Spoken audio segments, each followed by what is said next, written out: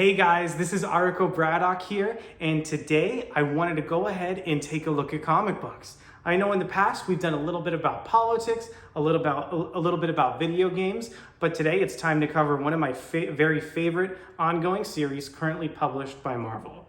It actually happens to be for one of their flagship characters. Of course, I'm talking about Iron Man. Iron Man #1, of course not the first Iron Man #1, but the newest Iron Man #1, was published in 2020 by Marvel Comics, and the series is written by Christopher Cantwell.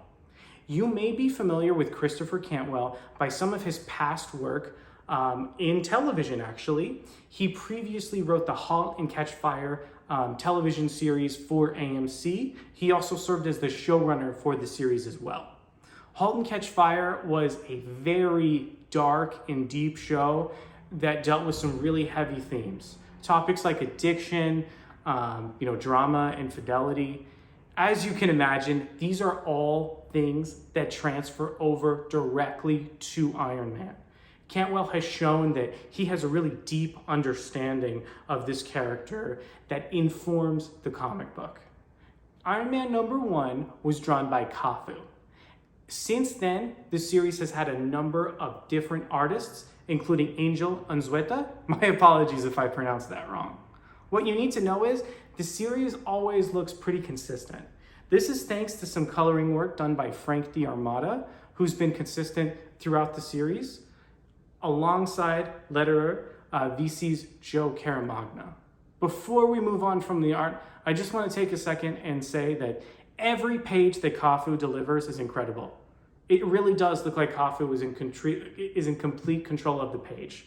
CAFU draws really well composed images with really slick lines. He's great at drawing machines as well. Angel Unzeuta carries some of that sensibility, and thanks to the colors and the lettering staying the same, you're going to get a really consistent Iron Man experience. So we talked about the series a little bit. We talked about the creative team. Now let's go ahead and get into the plot. The book initially starts off with Avengers villain Korvac. So basically, we have somebody who in the past has taken out every one of the Avengers and is now focusing his sights on Tony Stark.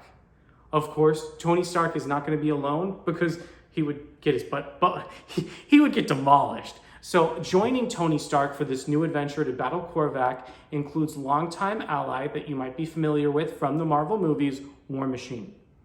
Alongside War Machine, we have Patsy Walker. Now, you may be familiar with Patsy Walker from the Jessica Jones television series, but you likely don't know her comic book backgrounds. Patsy Walker was first introduced as a romance character in Marvel's early comic books. Of course, since then, romance isn't a genre that they publish very much anymore. So what they did was they took this Patsy Walker character and they actually turned her into a superhero to meld with the rest of the line more. This happened in later decades, of course, and Patsy Walker became the character known as Hellcat. One of the things that makes the Iron Man book really interesting is when you compare Patsy's background to Tony's. Patsy had a better background, a more comfortable background, and Tony had, a really hard life. Of course, he was rich, but he suffered, a little bit of abuse from Howard and Howard, his father, and that definitely informs the story. It even creates an enjoyable level of cognitive dissonance because when Tony Stark is talking to Patsy and she brings up her romance origins, it just contrasts wildly with the rest of the series. Just like the *Halt and Catch Fire* television show, Christopher Cantwell is able to use some of these unexpected elements as dark humor. And it really does help this heavy story that deals with such dark themes to get those brief moments of levity. Your favorite shows like Breaking Bad use these techniques as well.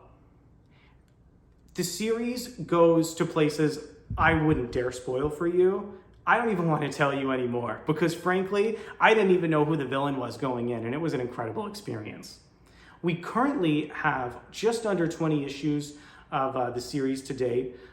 The newest issue is actually going to be out today, and volume 1 of Christopher Cantwell's Iron Man 1, entitled Big Iron, is going to be available at the end of the month according to Goodreads.com. And that's Christopher Cantwell's Iron Man run. I hope you guys will check it out. Thanks for sticking with me. Next up, I'm going to go ahead and get into Tatsuro Yamashita's back catalog, and I might even talk about my recent experience with Final Fantasy Stranger in Paradise in an upcoming video.